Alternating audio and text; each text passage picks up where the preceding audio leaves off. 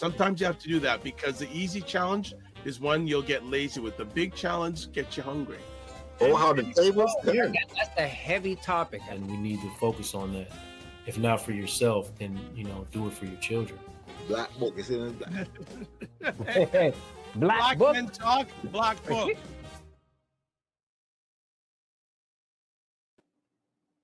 What is up, everybody? It's Dr. Vibe here, host and producer of the award-winning Dr. Vibe Show, the home of Epic Conversations, and I'm the host of Epic Conversations, 2018 Innovation Award winner, 2020 Best Podcast News Award winner given out by the Canadian Ethnic Media Association.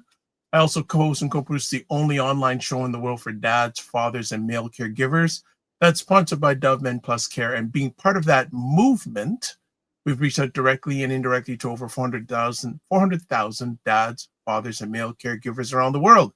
And you are watching Black Men Can Talk with myself, Kofi Sadat. What is going on, Kofi Sadat? What's up? What up? What up? What up, everybody? Hey, listen, man. I am good. I'm in a great mood. I got to start this off with a little. Okay, what's up with that? Listen, that's for the Blue Jays, man. I don't. Hold on, but you're wearing a Montreal Expos cap. Oh, I can explain. Okay, we are listening. Our superstar, Vladdy Guerrero Jr., right, son of Vladdy Guerrero Sr., yes, who used to play for the Montreal Expos. That's right. So I'm keeping the foundation. I'm keeping it tight. So the folks who don't know, we used to have a team in Montreal, and of course we no longer have that team. But the superstar of that team, his son is now the superstar of the Toronto. And this is all about Canada, anyways, right? This is like, Blue Jays. We're in the semifinals. I know the game's about to kick off. So yeah, man. Are we keeping you away from your game? Nah, man. Listen, this is the game, right? and we got Black Nerd Talks. This is the game. So more about the game. This is the game. Wow, I like that. This is the game. This is the game. Remember that. This is the game. Okay, man, this is the game. I have to be honest. There was a time I used to watch sports like crazy. Yes. I don't anymore. Yeah. I'll catch highlights online, things like that. This stuff is more important than the sports stuff. That's just me. This is it, bro. This is it. This is the game. This is the game of life. This is the sport, right? This is it. Coming in hard on Thanksgiving weekend. Okay. That's it. But I'll say this: if anybody wants to kind of like let us know the score now and then, that's all good. I won't be watching. I'm not talking about this. We'll deal with that later, right? I'm not really paying too much attention. Got more important things as I go longer my journey. Things like that become less important. Just me. All right. What's a win we've had over the last week? What is a win that we've had over the last week? Well, you know what? I started. I guess I started to do like an outreach session in a school in North Etobicoke. Looking for, some young Black people, grades 6, 7, 8, to join an Afrocentric after-school program. And the school was so amazing. It was a huge school, but the response, just the interest from the young people around being in a cultural program was just overwhelming. Like, it was just great. And just to see their energy and to remember, like, I don't do a lot of work with that age group anymore, but their energy was just so there, so involved. Like, it wasn't like just talking at them. They were, talking back and letting us know the things that they're interested in and stuff like that. So it was really nice, just again, to remind yourself about that playful, joyful energy that our young people bring. So that was a win. It was just great to be in that space and that energy. So I look forward to the coming weeks, doing some programs with them and just engaging with, our young people, right? So that was a win. What about yourself? What was your win for the week? There's so many, but I even up to this morning, I was hanging out with some gentlemen, and I asked them this question: at this time in your journey, what do you value? Good question. And also, at this time in your journey, I don't today. I'm in a real deep mode today. I've been just been real deep, and I'm getting more and more deep. And also an additional question: what do you value in your relationships? Mm. Good questions. Good And we question. had a really strong conversation. One gentleman said family. Another one said, I said love and leading with love. Right. A gentleman said respect. It was a really, it just something hit me just with those group of gentlemen. I could just say, you don't mind if I ask these ones? I say, no, this is good. We talk about it. We share about it. We can be unafraid in regards to just really sharing. It was all I call like a vault conversation. So what was said there Yeah. stays there. Yeah. Yeah. For sure. For sure. I love it. I love it. Listen, man, we have to, explore those questions and, I mean, open up to that. So I love hearing about that, Yeah, it was really, really good to hear. And it just came out of me. I just said, this is that moment. This is that moment. No, other people can relate. Do you ever have things that just your intuition just says go with something? Yeah. Yeah. Yeah. And I just went with it, and the results were overwhelmingly wonderful and positive. So Yeah. that Yeah. is that's a win. That's a win. Are Yeah. you enjoying the long weekend? I am. I'm going to give my second win because it's related to the long weekend. Okay. My sister had a milestone birthday Okay. on Friday, and it was just, like we celebrated yesterday. We went out to a restaurant, but it was just so nice to see the different generations of family just all interacting, all connecting, and we did a little trivia about my sister and a lot of things I didn't know. So even though it's a sibling and whatnot, there's always room to grow and explore. So yeah, definitely I love that. So yeah, man, I'm having a great weekend. The weather is nice. I actually, funny enough, my niece just returned from Calgary where it was snowing. So Whoa. yeah, no complaining, Toronto people. No complaining about the weather. It was snowing in Calgary. She told me so. She just arrived about an hour ago. But yeah, so Well, it's that's probably one time where the West says, "Hey, I'm glad to be in the East." Most of the time, the West says, "I can't stand the people in the East," but there you go. that is cool. And well, my mother raised me, said, "Son, there's at least two things you never discuss with a lady: age and weight." So I'm not going to even go near. There you go. Either yeah. So it Yeah, was milestone birthday. I'll leave it at that. that's all I'm saying. Milestone No, birthday, no, no. right? But So I'm staying away from that. No, staying there you away go. from that. There Actually, you go. I just came from a family get together, and we had three generations. Actually, yeah, three generations Love it. at that event. So it was pretty cool. All Yeah. right. Well, let's take a quick break. And when we come back from the break, we're going to do some housekeeping. And then we've got Abir, who we haven't seen for a while, but apparently he wants to come on and drop some knowledge bombs. I I'm there. I'm there. don't know what he wants to share about, but I'm ready to receive. I'm ready to I'm receive. ready. Well, after I'm ready to receive and also give if he allows us. If he allows us, he's got that block nerds talk thing going on. So he's a little celebro, right? So Yeah. So we'll be back in 30 seconds. So we have Primetime Saturday with Aisha and Lala. Will some of these places stand up and say, no, you can't come to our country? Because if they set that precedent, you might as well set the world on fire. Right. He literally wrote an executive order defining what womanhood is. This is the times that we live in now, y'all. You can either be mad about it and make yourself sick, or you can decide what you're going to do with your life and make it positive.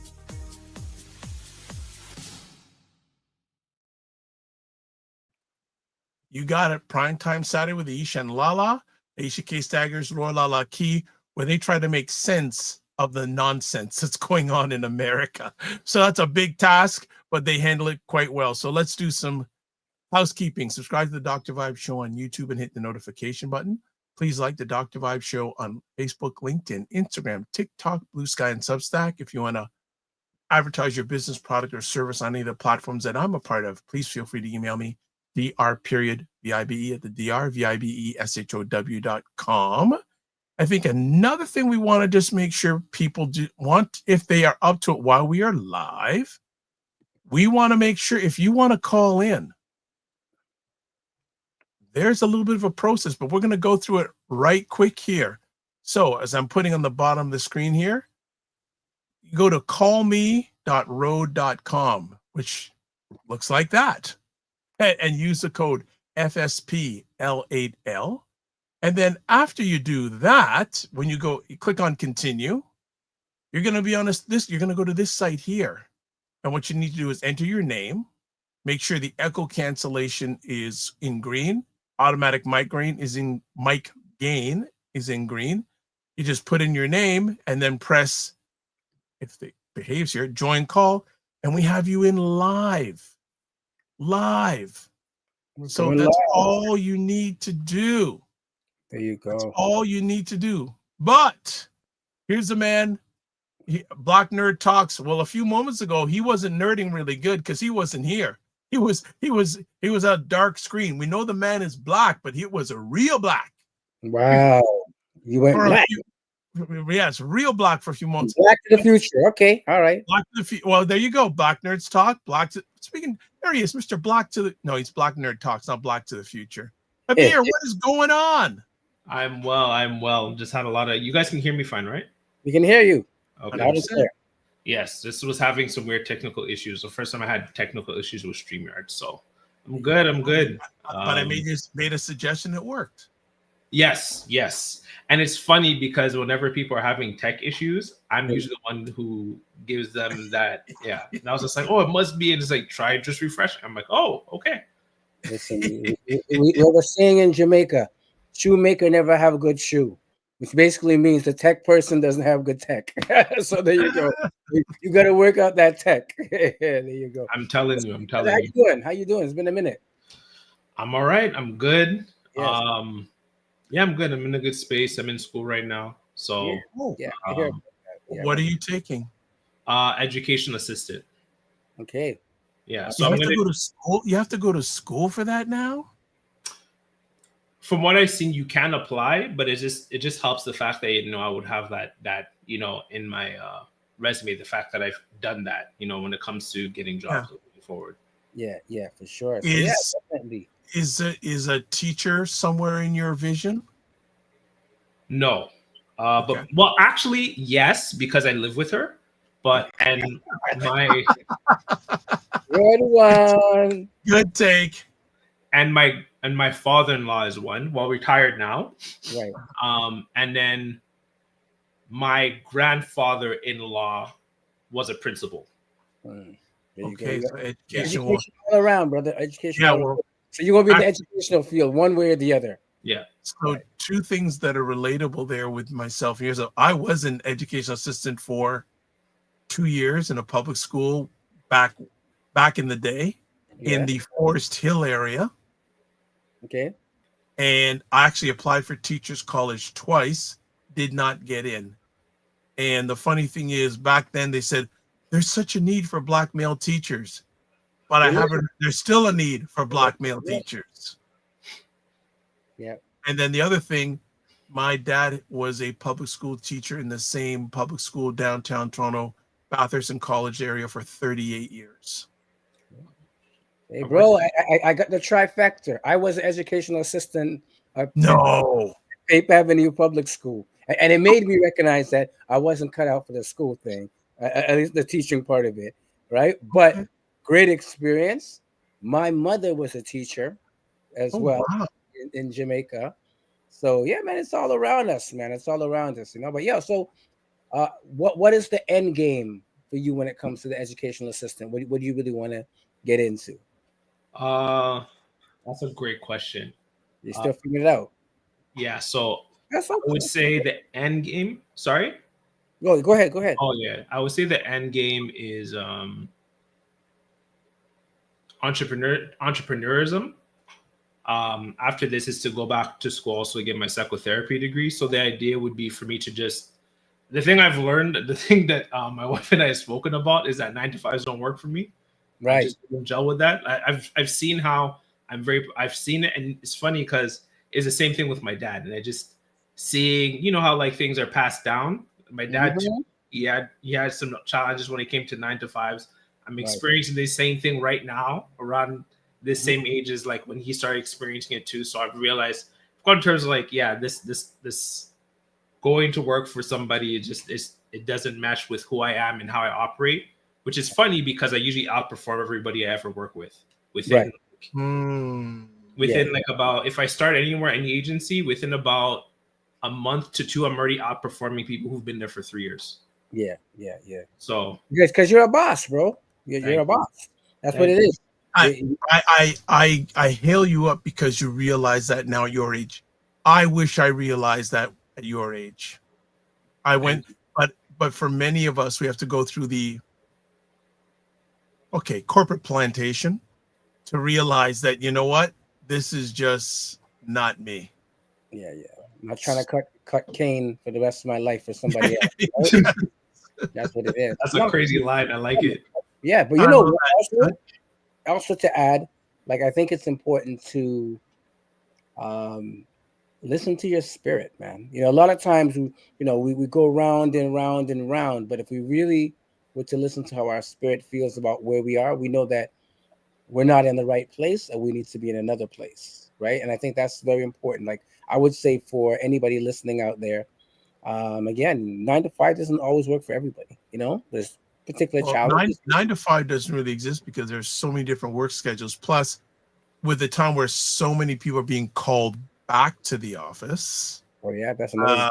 That's it's another more like 7 to 7 because you got to look at your transportation time, getting ready, decomposing after work. 7 to 7, more like 7 to 8. Yes, I was gonna correct. Yes, because when I said decompose from work, I said 8. Okay, 8.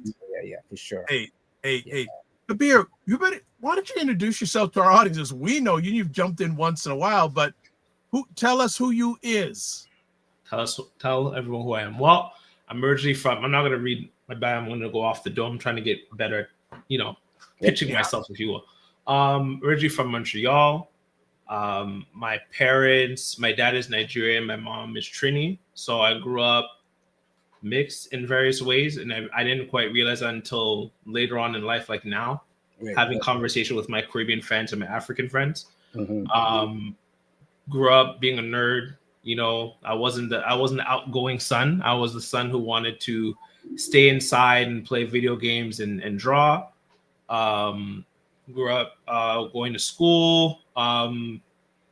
I ended up creating a esports community, which is still thriving in Montreal around like fighting games like, Street Fighter, Blaze Blue, Guilty Gear. Moved here to Toronto in 2015. I've been doing community work for over a decade now throughout all the GTA. I even started doing community work in Montreal as well, along with the esports stuff. Big advocate for men and boys, especially Black men and boys, with all the programs and services I do, both in and outside of work. The work I do it's once again is generational because my grandfather did it in Nigeria, and I didn't know until like much later. And then my dad and my mom did the same thing, and that has passed on to my wife and I. So I think that's a good spiel of who I am. Currently going back to school, educational assistant, and then I'll be going back for psychotherapy. I got a few questions for you. Oh, one I know you're gonna say yes. First one's gonna be yes.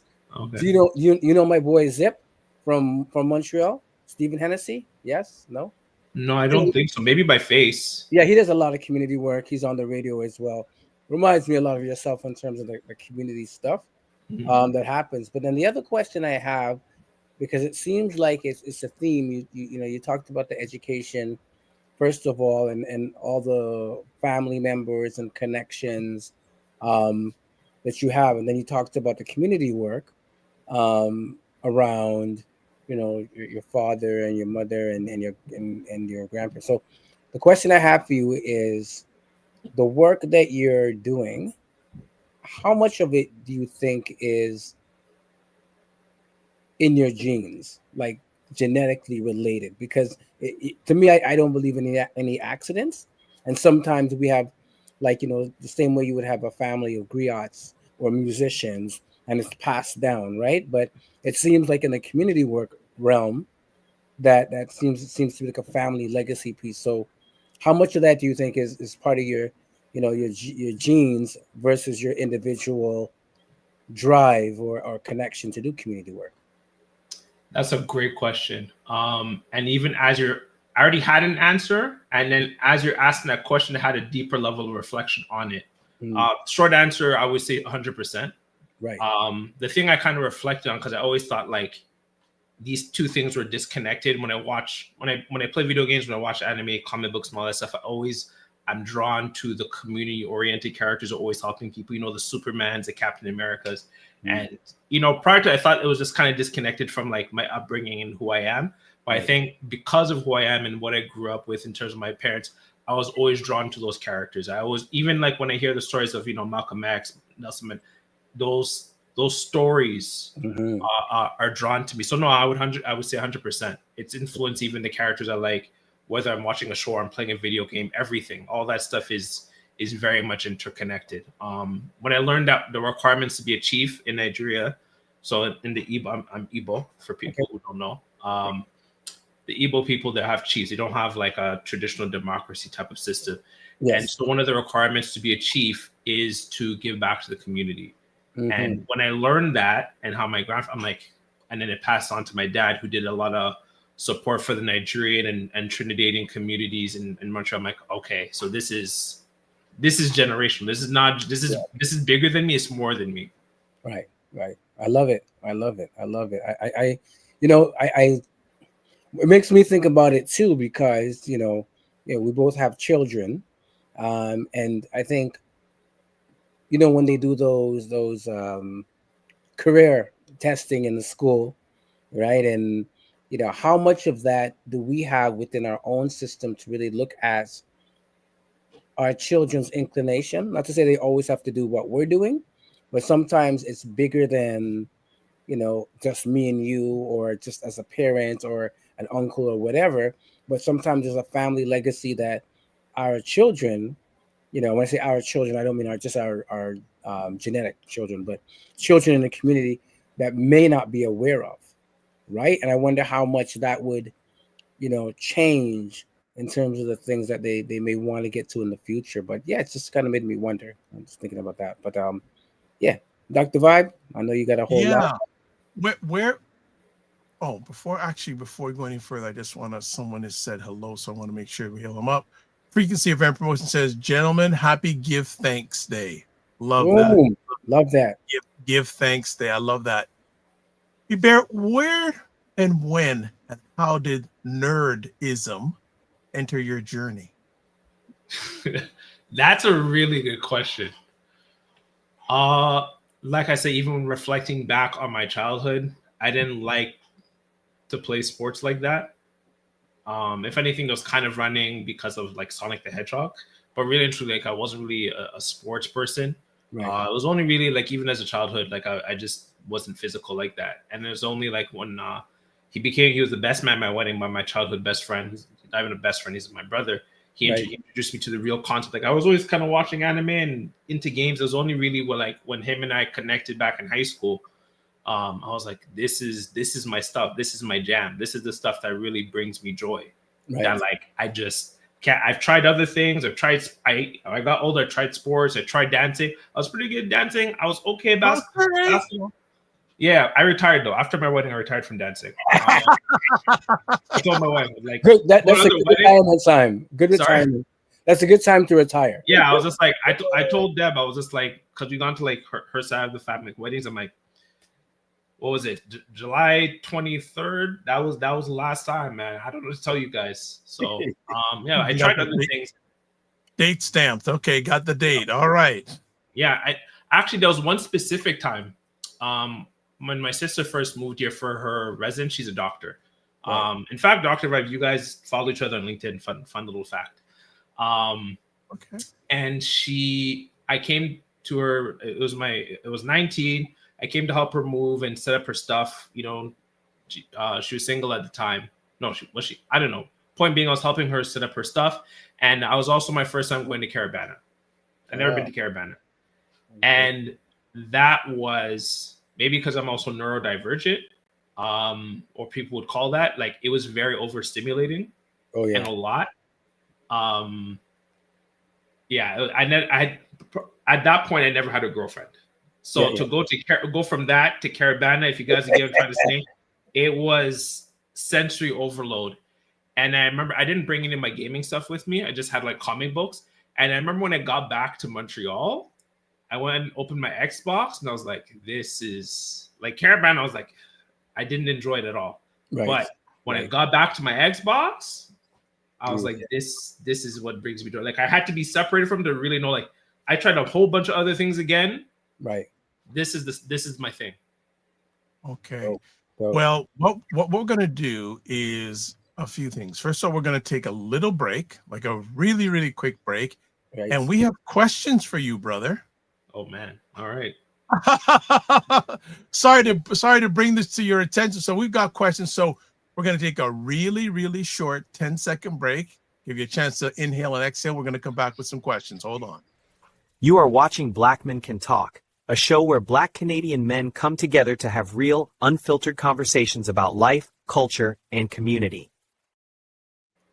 Told you it was quick. That was Told you it was quick. We just needed time for you to catch your breath. All right. And one of the I think I have permission to call it Dr. Vibe family is in the house, and he's usually jumping in from he's in New York City. He usually is on the morning vibe, which I do with Brian Knight, 9 a.m. Monday and Friday mornings. But I think this is a good question for both you, but I'll put this up. How do you approach balancing advocacy work with mentorship, especially when both can be emotionally demanding?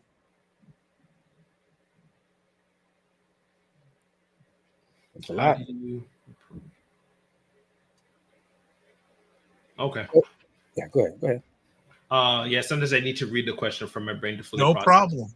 problem. There's a really good quote I shared it with a friend who I was working with, still a friend. And it was learn to observe, not absorb. Say that again. Say it one more Learn time. to observe, not absorb. I like it. I like it. Paul, do you want to jump in, or because he has another question? If I you play. was going to ask him. Give me a little more detail on that philosophy. I avoid taking other. This is not just with the youth I work with. Like I generally avoid taking on the, for lack of it, I think this word has become like a social media term, but it's the only one I can think of right now. Traumas and pains of other people. I don't really like take it in for the most part. No one's perfect. And I try to understand it's more than me, it's outside of me, and try to connect those people with the extra supports that they need. And then I would say also I approach it from like a village standpoint. So one of my young guys, I've known him for like 3 years now. Now he, like, you know, I've been supporting him. I've seen him grow a lot. Right now he's in college. He's about to graduate. He's thinking of going back to school for psychotherapy. I'll say his initials KM in case he's ever checking out this episode. And right now he is now playing a mentor role with my nephews. So building that connection. He also is friends with a lot of the other young men I've mentored throughout the years. And, you know, just iron sharpens iron, as the saying goes, right? So building that connection rather than trying to be, because I find that when it comes to like community work and advocacy, we try to be the everything and everyone for somebody. And it's like, that's not sustainable. Like what happens when you're not there? You're not going to be there all the time. So who else do they have support and access to? Exactly. Well, I would answer this question in this particular way. For me, at age and stage that I am now, family first, right? So when I say family first, you know, above advocacy and above mentorship. But I also will add that I've come to a place where I've been able to integrate my work into working community into family life, right? So a lot of for example, I know that you've mentored my two older sons. You know, they've been to your programs, right? So there's a connection even there, right? I can refer them to you or, you know, or whatever and stuff like that. So when I say to integrate it, a lot of times, you know, work is in the 9 to 5 conventional sense. But what I've recognized over the years is ebb. I'll see ebb in community. I'll see ebb at the dollar store. I'll see my young people that I've worked with at the grocery store. I'll see them out in community events. And I think that that seamless connection actually helps to sustain yourself because you don't always have to be working, right?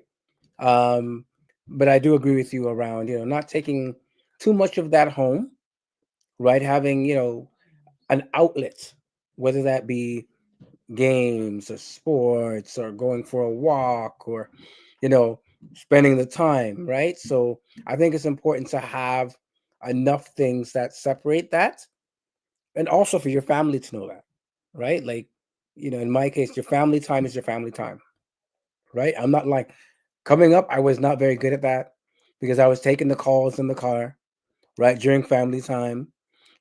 I was out in the park on the phone during family time, right? So it's something that we have to get to because, yeah, you're right. It could be emotionally demanding, Food Plane says. But I think as you recognize that imbalance is never the best thing for yourself, right? Sometimes you've got to just separate those two things and really make the room for each of them to thrive. So that's kind of where I would come from it. What about yourself, Dr. Vibe, in terms of balancing, the work, in the emotional? The first thing that comes to my alleged mind is boundaries. Mm.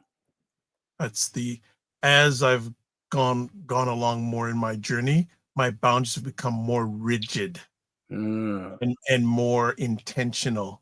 Yes. And that's a really important thing because if you're not good for yourself, you're not going to be good for the others that need you. Right. And just realizing that. And once in a while it's out of alignment. And it's funny, the times that it's out of alignment is when I misplace things. Right. That's a red flag in my journey. Like even up to yesterday, maybe I can put up here. I have this. One of my challenges is misplacing things that are really small, right? And one of those things is this little thing here is a 4 terabyte drive. Right, gotta get nerdy with Black Nerd Talks here, right? Yes. And total honesty, I had a show yesterday at 5:00, and at 4:00 I couldn't find it. And the funny thing is, it was not too much from the time I last had it to the time I couldn't find it. Wasn't more than 2 or 3 minutes. Oh yeah. And I'm going all around the place, and I realized that I left it on the kitchen table. I had put it. Those are like getting older moments, bro. That's how it goes. So those things. So boundaries, alignment. I think, and alignment. Not only is not. And people say, "What do you mean by alignment?" Well, if you drive a car, how does it feel when you drive a car that doesn't have a good alignment? Yeah, exactly. Yeah. I make sure that I intentionally take rest time every day, at least 15 minutes to myself every day. Okay. I'm still blessed that I work from home. So when I'm having block, my go-to thing is a shower. Yeah. And also having mentorship for me. I like that. And I'll throw this out to the Black men and those who love them because I don't want to take too long here. A number of years ago, a gentleman reached out to me. He said, "Hey, Dr. Vibe, I need your help." I say, "What do you need?" He lives in San Diego. He says, "I want you to be part of my board of directors." I go, "What do you mean?" Board of directors says, so what he had is every month he met with a group of us and he would share what was going on in his life and we would provide him feedback and he would just receive it. It was a unique idea. So I have a board of directors. They don't meet all the time, but I have a group of men who, when I'm not certain about things or I succeed at things, they hear about it. Nice. I love that. So it keeps me balanced because I may see things through a certain lens. They may see it through a different lens. There you go. And they'll give me the feedback, whether it's good or challenging. We all care about each other and it's reciprocal. So you really, to me, you've got to have your boundaries. You gotta have your boundaries, because if you don't stand for something, you'll fall for anything. Exactly. All right. There's another question. Food Plane, you got us going here. This is especially though for Black Nerd Talks. He says, how do you think gaming and anime can be used as tools to discuss masculinity and identity? Great question. We're getting deep, bro. We're getting deep this week. You When gotta Food, sit back look, and- I'll tell you, Food Plane is all in. This is So it. when I tell you, he don't play with his questions. He's fam. He's Dr. Vibe fam, so he's coming correct in a good way. Listen. Okay. I have to tackle this in two parts. Okay, so for gaming, one could be the narrative. Well, for one, we all know like males make up, I think, like at least 60% of gamers. If not, I think it's like 60. I think it's closer to 80% of gamers. Right. So that's just one facet right there. So just from that standpoint, that's already a conversation point, right? So one of the things I've seen wherever I've worked is pushing the youth out of their comfort zones, because oftentimes, there'll be a PlayStation 4, PlayStation 5, and they'll only play NBA 2K, right? Because that's what's socially acceptable amongst to play the sports games. But when you challenge, when you bring in, the Naruto games, the Super Smash Bros games, it's not outside, it's not within their norm, but getting them to play those games force them to step outside their comfort zones, and that can extrapolate into other avenues in their life as they get older. Mhm. Another aspect to it too is that, like, in terms of masculinity, when you look at anything competitive, it builds character, whether it's on the court, right, or online, right? The thing I've spent some time observing is how, when you're playing, when you're competing, he's talking that ish, he thinks he's that. It's like, then beat him. And that was my thing when I was working when I was working in Dorset Park area. I remember one of them said, "Oh, he's talking all this trash. He's saying he's better than us." And you should go talk to him. I'm like, no. If you don't like what he's saying, either you have two options: don't play the game, right, or get better and beat him. That's what I had to deal with growing up in the arcades and stuff. Oh, he thinks beat him. Yeah. That's how it is in competition. It builds character, because life has competitions in it. So you have to build up that resilience. Another standpoint I would add is stories. There was a game I played called Ghost of Tsushima, and the big conversation at that point was just like, how much do we have to give space to honor when our adversaries, the Mongols, are not following a system, a code of honor? They're doing what they have to do to win, so we need to do it. We need to do it, and the main character had to go against his stepfather. His stepfather's rules of what the expectations were as a samurai. He's like, being a samurai is not going to save our people. It's just going to get us wiped out, right? That's just a story right there. So the conversation of just like not going with, because he was on the verge of inheriting his stepfather's, estate, if you will. Right. But he got removed off the will because he didn't follow through with fighting like a samurai. He fought more like a ninja, like going underhanded, poisoning, and that very much went against to expand on their cultural traditions. Anime, there's actually an episode I'm actually planning on. I had a conversation. I'm always at community events. I have some, I don't have my own biological kids yet, but I have some surrogate kids, and one of them, she came with me to the community event. Very nice, pretty young lady. See her like a daughter, kind of little sister. And I saw how, as soon as I walked in the room with her, I saw the young guys out perked up. I'm like, first of all, slow down, relax.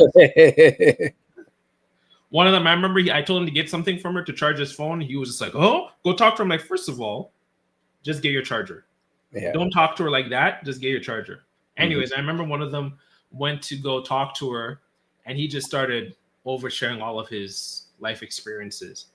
And, we followed up with, I had a conversation after. She's like, I was completely turned off. He shared too much. I don't even know who this guy is. And so one of the episodes I'm planning on is around Superman, in the sense of Superman and Daredevil, Spider-Man. Look how powerful they are. How many people do they share their secret identities with? As powerful as they are, Lois Lane had to go, for lack of a better word, like a test. Why Superman to even in the movie, the one that came out, Right. As much as she knows he's Superman, he's never brought her to the Fortress of Solitude. Hmm. Let's start using some discernment the way these superheroes do in terms of who they let in to Right. how you value your own self. I love it. I love it. I like the way you answered the question. It really, it is taking it to another level. Especially, I'll say this, right? I grew up more of the jock kind of guy, the more sports head kind of person, playing sports, following sports. You know what I mean? And had some other friends that were more of the gaming kind of. I never was a gamer. I was never into games, to be honest with you. I mean, early games, I'm going way back, the Atari, the Gemini, and just for Dr. Vibe, the ColecoVision. I go way back then, the 128s and stuff like that. You know what I mean? So I loved it, coming up. But I would say, I would ask the question in terms of, like, and I like what you talked about the 2K, because I think this is related to it. So a lot of times young Black men, are pushed into just really sports, right? To be an athlete, to be a jock, right? And I know, like you said, the Black nerd, the terminology of being a nerd is usually an outcast because, he or she does not follow that script. So what would you say for, young Black people who like anime, who like video games, but they might be having that social pressure not to, express that like or that love or to conform into doing sports? What would you say to encourage them, to maintain that love and even to socially handle that pressure? Right? 6'5" Black guy in high school. I work with some of them. Right. So yeah. What would you say? Like, what advice would you give to them, and maybe even to their parents too, right? Because maybe their parents, don't want them to be pushed in that particular way. But what would you say to a young man or young woman, that loves the gaming, but they're feeling the social pressure to be more into the sports or whatever that else? Yeah. First, I would say, Is that a Vulcan thing? Wu-Tang ain't nothing to F with, right? Okay. Wu-Tang. The first nerds. Let's think about it. Let's go back in hip hop. What were they? They were not the norm. Now they're accepted. But when they first came up with the Wu-Tang and the Chinese martial arts, everything, they were considered weirdos. Right. It's always been with us. We've always been like this. There's this sort of weird denial of like, this sort of like culture that we have of loving this type of stuff, like the martial arts, the Jackie Chan movies, the Jet Li movies, the anime, like it's always been with us. In fact, there's a new game that came out called Shinobi. And I was kind of on the fence. There's two games that were kind of about to be released, right? And then I was scrolling on YouTube and I saw a thumbnail and it was like a black ninja. And I was like, but the ninja's Japanese in the game. And I saw YDB. And I said, no, the son of old dirty. Yeah. Young dirty. His son did the music video for the game. And if you heard it, like I even showed it to my friends, we're like, yo, like we're just like, yo, it's like this track is crazy. It convinced me to buy the game. That was the last thing. As soon as I saw the music video, I was like, I need to get the game. So it's always been with us. In fact, it's more popular than ever, right? So embrace who you are. With a lot of my young guys, I actually praise them for like, I'm like, man, if I was acting like, there's a period of time where I was not comfortable with being me because I was told who I am by all metrics. A lot of my family didn't think I'd be married to a beautiful dark-skinned Black woman, but here I am. They're like, oh no, everyone's thinking I was getting married a white or Asian woman, to be honest with you, because of how different I am. But no, it's accepting who you are and what you like, and tapping into it. In terms of the parents, I remember I had there's one young boy, probably young man now, and I think about it, and he created a community through PlayStation Network. When I say community, I'm talking about tiers of responsibilities and privileges. And he did this. This is not like what I did offline in Montreal. He did this purely virtually, where it was him and his cousins friends. They were like 30, 50 plus. Wow. just offhandedly through PlayStation Network without any assistance, any guidelines. Create tears. Wow. So I remember speaking to his mom and letting her know, I'm like, I sent her a job posting from the company called Ubisoft. They play Assassin's Creed and Prince of Persia. Sent her a job posting. I'm like, community development. At the time, this is like 2019, 60K. This is what your son is doing right now. So the thing I encourage parents to just lean into it rather than tell them you need to be a doctor or an engineer. In fact, I have a little small story where because my parents, I didn't like school as someone who has a learning disability. We tend not to like schools, like to going to school. And so my parents never bought me the Game Boy. And remember when I was a kid, Pokemon was the thing. And so because my parents didn't want to get me a Game Boy, I remember the what's it called? The Scholastic thing. I don't know if that kids just still have that where you order the books in school. Exactly. Yep. So I ordered the Pokemon guides, and I with like a huge sheet of paper, like if you took a bed, like a double mattress, right? If you laid out all the sheets, I actually replicated the entire Pokemon game through sheets of paper that if you laid it on properly. From Lavender Town, all from the first town and the different grass areas and Lavender Town, we ran into the ghost Pokemon. I even had like like when you get the ghost Pokemon in the game, the map changes. Right. So I even had like a change for when you got all of it. What did my parents see? He's not focused on school. He got bad grades. He took it away. Yeah. So I think I encourage parents to do like as much as systemic. I'm going to speak on our people. I'm gonna keep it. I'm gonna keep it a bean. I'm gonna keep it 100. I'm gonna keep it tall. When it comes to our people, yes, it's a white supremacy is a thing. I can acknowledge that. Right. But when Billy's parents saw that he did the Pokemon map, they sent it to Nintendo. And now he's making 120K designing Pokemon characters at Nintendo, and he's 21. Yeah. What did we do? We take the map away. We tell them to go do the thing that they don't want to do in the first place. Read your book. You need to go to school, but that's the reason I sent that to him. I'm like, don't take. I know he's not doing great in school. There's other alternatives, but to take away the PlayStation, you're taking away his opportunities because he's already doing something that people are going to. I'm in Mohawk right now. There's actually classes for what I did in Montreal with the gaming scene. There's actually community development for gaming. Wow. Her son is already doing that at the time 13. Well, I'm one of those parents that took away the PlayStation, but listening to you now, I think again, this is so deep, like to think about that. So a lot of times our children express this genius, but because we're not able to see it, it ends up to be a punishment situation. But I'm gonna kick it to Dr. Vibe. I see a whole bunch of questions. Yeah, I saw him do I know when he does it's question times. No, well, no, this is a beautiful thing because you two are driving the ship. I'm just staring at between you two and the food plane. The food plane is on fire. Like you said, love that you're showing how nerd culture and identity can coexist and empower each other. Mm-hmm. He also says, I still play video games. And he says, I will be 90 playing PlayStation 15. We also have some, I'm going to go to one of his earlier well, let me do this one. He says, and this again be for both of you or all three of us, he asks, what role does community play in helping people rediscover themselves or their sense of belonging?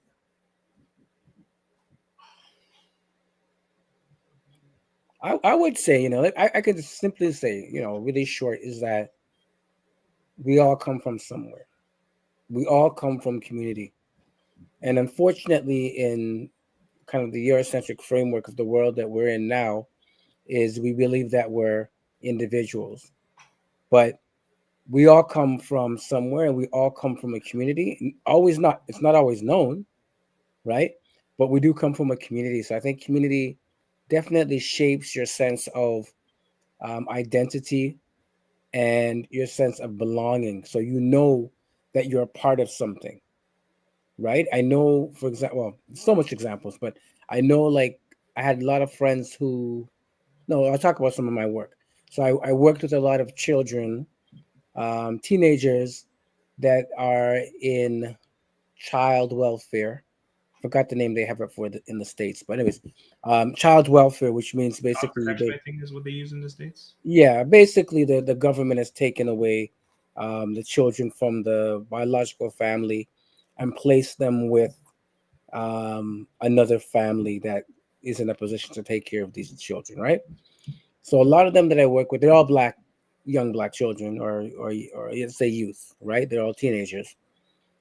And probably 95% plus of them were put in a home of parents that don't identify with their culture. So often it would be white families in very northern places where there's no community, right? So it's just one thing to be placed in that place. But when we took them in doing our rites of passage process, right?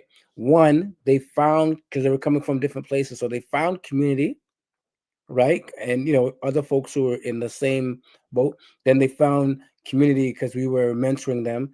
Then they found community. We brought in folks like Dr. Vibe, who are elders and mentors in the community, right?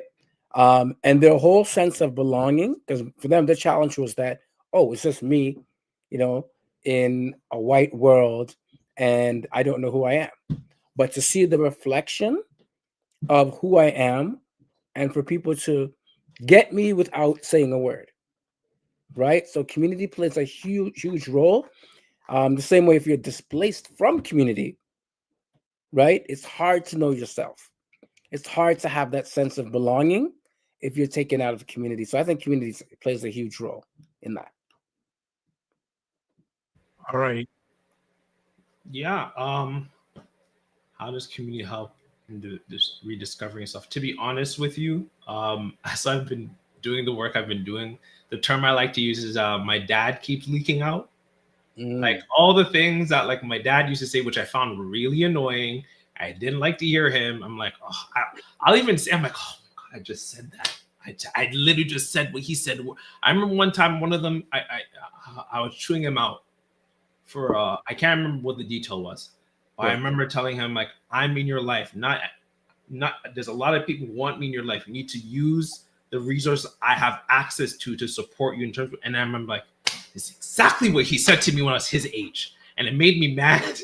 The fact that I'm saying his exact words verbatim, I wasn't even trying to, it came out. It's been a unique experience on that standpoint. I would say one of realizing how I grew up was very Pan-African. In terms of, like I said, the music I listened to, the food I ate, and then it proliferates into the young people I work with. And then on top of that, a lot of those young people, like I said, one of them is, mentoring my nephews. One of them, the one who I brought with to the community event, she lived with my sister for like a good year. Now she's going back to school, so she had to move again.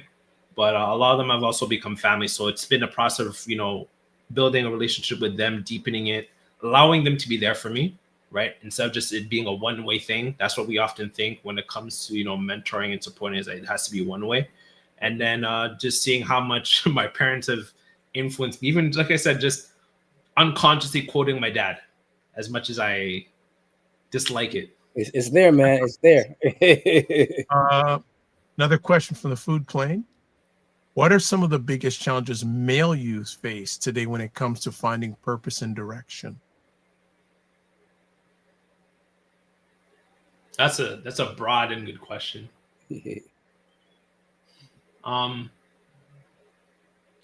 I would say knowing they're enough. Knowing they're enough, knowing that there's nothing wrong with them. And, I was having this conversation with my co-hosts, I have other co-hosts for Black Nerd Talks, and I've been thinking about what's more important, policy or media representation. And at first I used to kind of see them as separate, but now I'm at a point now in my life, analyzing all the stuff I watch and, the things I play or interact with, I'm like, media is really important. So along with that is just having them seeing a positive representation of themselves outside of sports, outside of entertainment, that feeds into their self-esteem. Yeah. I would say, interesting enough, and I think it's not just young men, but I just think it's men in general, is finding a space where we belong. And I'm going to say again, I'm going to have to hail the show Black Men Can Talk, because a sister was saying to me again this last week around it's how important it is for Black men to have a space to talk. But I'll even go as far as saying that when we look at other institutions, school, for example, the young people that I connect with, including my children, I have a son that's in high school now, and there aren't a lot of spaces of, I'll say, excellence for young Black boys. And I think it's more systemic. So, for example, they're not joining a lot of the clubs, or they're not represented in terms of the school community. We see that, I would say even in the areas, when I said the areas I work in, like social work, you see it's highly dominated by women. So, and often the question is, where are the Black men? But I think a lot of these spaces are not as welcoming for Black men, to be honest with you. So I think that one of the greatest challenges, is where do we find a space that's safe for us, and where do we find our tribe? You know what I mean? Because there's a diversity. Like, Eb is talking about, he's a gamer guy. I'm talking about, I'm a sports guy. Dr. Vibe's a media guy. Not to stereotype us, right? But let's just say, as Black men or Black males, we're very diverse, right? But where do we actually find those safe spaces where we feel welcome, that we can excel? So I think that becomes definitely a challenge, not just, with finding your purpose and your direction, but just even finding a direction that works for you, right? So, yeah. I was gonna say FUBU, for us by us. I think we definitely need more unapologetic male spaces for boys. That kind of goes into what I said about entrepreneurism. One of my aims is, I'll put out there, is to start running programs in school with Troy, with Iron Sharpens Iron in school. Yep. Right. So that these boys can normalize. I think it's very hard. The thing I've seen with the men who are around our age and older is that, like, because of these systems by design, it's very hard for us to commit to spaces that are for us. But the thing with younger people, which is why there's more funding for them, is that they're more malleable in terms of their mindset, and to normalize being in spaces with other men and boys and to have conversations, it feeds into as they get older, and then that creates more of those spaces where we can support each other, we can navigate things with each other, right? I was having this I think I was having this conversation with my wife, and I was saying that within all, like, the spaces I've worked in, the only men that have looked out for me exclusively are older Black men, not men my age, not women, right? Only exclusively older Black men, and all of them are mentors in my life. But those are the only ones that have looked out for me when I was dealing with defamation, false allegation, thinking I'm not working. It's the only demographic that's looked out for me. Wow. We need to build more of that, and also so that it's not just older men; it's men who are around our ages who are willing to, advocate for us too. So there you go, men. There's a space for you, right, to be mentoring and looking out for the youngers, right, despite your age. But yeah, sounds like there's an opportunity there. I know we're just a little bit past the top there. Do both of you have time for one more food plane question? Listen, man, food planes always right. Up, right? And he says, how do you define empowerment in the context of community work? I'd ask him what he means by empowerment, but true. I would say empowerment. Offhand, I would have to say, how would I word it? Language.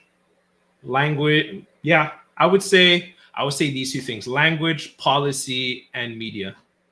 Yeah. Language, how we're able to articulate and express ourselves and our needs and our unique experiences.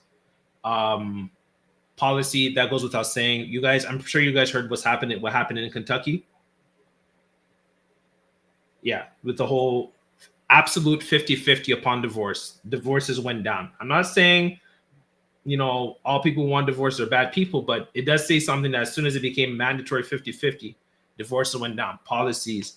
And then, like I said, media, movies like the Spider-Verse. I was having a conversation with one of my friends, father of 2 sons, and we were just joking about how Miles Morales has these little boys in the chokehold. Every boy wants to be Miles Morales. We need more of that. We need more of the static shocks. We need more of the Blue Marvels. We need more of having better representation of T'Challa. Right now, they just have him being killed off in every media representation, right? Right. For the Chadwick. We need more of that. So I would say those things in terms of empowerment, because it allows us to see ourselves in a better light. Yeah. And I think part of empowerment really is the ability to navigate your own ship and your own journey. Like Elder Louis would say, right? Like you got to be a driver or a passenger. And I think, we need to be more drivers than passengers, right? Because often, you're going down a road that you don't know if you want to go left, right. But for the most part, I think for me, the empowerment piece is really about our ability to drive the ship and to be able to, define what we want to define for ourselves. Right. So I think that's when it comes down for me, at least I would say. All right. So the food plan says empowerment, helping people realize their own strength and potential, not just giving them help, but showing that they already have the ability to grow and lead.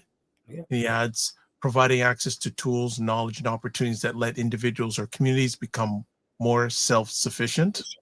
Precisely. Creating a sense of ownership, making people feel that they have a voice, value, and influence in their community. On that piece, I would say go from a strength-based approach. That's the technical term. But I usually whenever someone's asking, most people or younger people out, they'll come and ask me for my advice on something, I'll just ask them what they think after they tell me their story. What do you think? Right. Do you actually want to hear what I have to say? And usually, most people, for the most part, we already know the answer. We're just hoping that someone else can confirm it for us. So I'm like, no, you already know. You already have the tools and resources. You're just as capable as me. I'm no better than you. Yeah. So the food plan said this about 10 minutes ago. It said, okay, I will slow down now. So you can't slow down on the food. He it up. You talked about the Wu-Tang, the chef. You know what I mean? There you go. He's chefing it up, bro. Well, food plan is a good man, and I love how he has some really good, deep questions for all of us to think about. Bear, what is next with Black Nerd Talks? So I'll just put it out there. I'm hoping to do right now. Schools just I'm trying to just adjust the school system. Otherwise, I would have had a lot more content I dropped. But right now, it is applying to grants. There's a guy that's been making some rounds on social media, Black Male Therapist. I don't know if you guys heard of Jeff St. James, but he's been making some rounds, man. He's been making some rounds on social media. I'm hoping if I can get him for an episode on the one I want to do about Superman. I think there needs to be a conversation on male vulnerability. I do not think boys and men value their vulnerability as much as they should. So hoping for that. Trying to get through this degree. It's been You're going to get this degree. Don't try. You're going to get it. When I get through this degree, I'll be glad. And yeah, no, I would say those two. I would say those are some of the things. Getting some grants, new episodes coming out. There's an anime I watched, and it was the third time I watched anime where I actually cried. One Piece. Just the idea of it was One Piece when it first started back in 2001 versus where it is now, where a character is being sent off into slavery along with his family because of his ethnic group. Let that sink in. Damn. And then his woman gets captured by the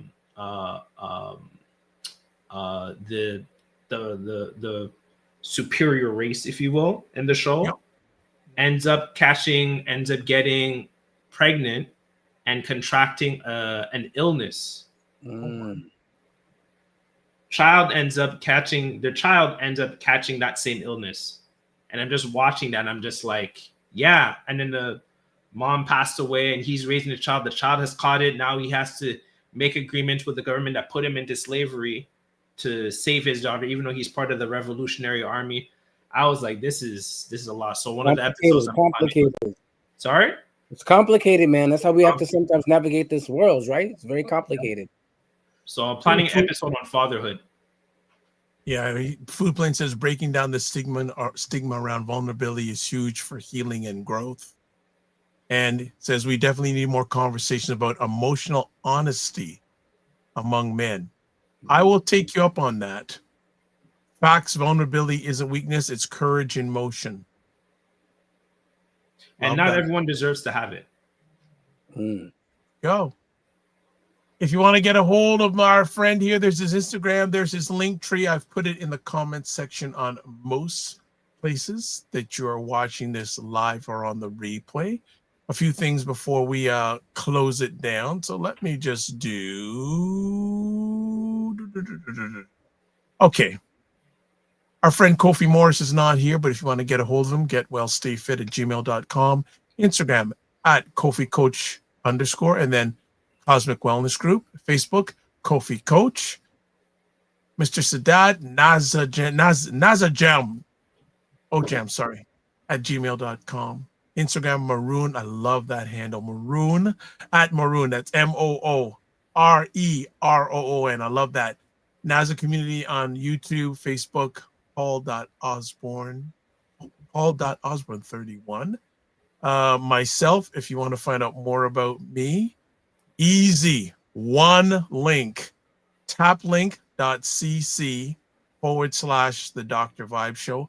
Also, you can watch replays of this epic conversation on The Dr. Vibe Show on YouTube, Facebook, LinkedIn, and my website, thedrvibeshow.com. And as always, subscribe to The Dr. Vibe Show on YouTube and hit the notification button. Also follow The Dr. Vibe Show on YouTube, LinkedIn, Instagram, TikTok, Blue Sky, and Substack. I think we have one more comment. Food Plane says, Bear, thank you for what you do to make the world a better place. Thank you. Receive. Love that. So as we kick it up, because I think we always have things to do. Always. Don't we? Well, at least I think most of us will have a day off tomorrow. Most of us, but we'll still find things to do. We close out. Live your life as a dream. If you can dream it, you can make it. Sometimes you have to get smaller, get stronger, block assumptions, aim bigger, aim better, aim higher and wider. Love, faith, and respect. Don't just manage your time, manage your energy. Remember to give yourself grace. And if you're not making money, make history. Try to do both. As always, make it better. God bless. Peace, well, keep the faith. Walk good.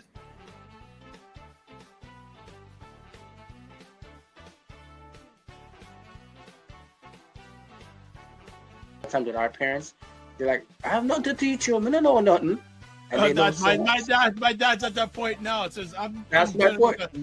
But I'm saying, no, Dad, you got lots more to give. You know how cold it is when these two brothers in their yard. You know that. You know that. You don't know that, bro. You know No that. joke. I know we all have these things, but you know what? My go-to is this thing. Wow. Black book is in the black. Black book. Men talk, black book.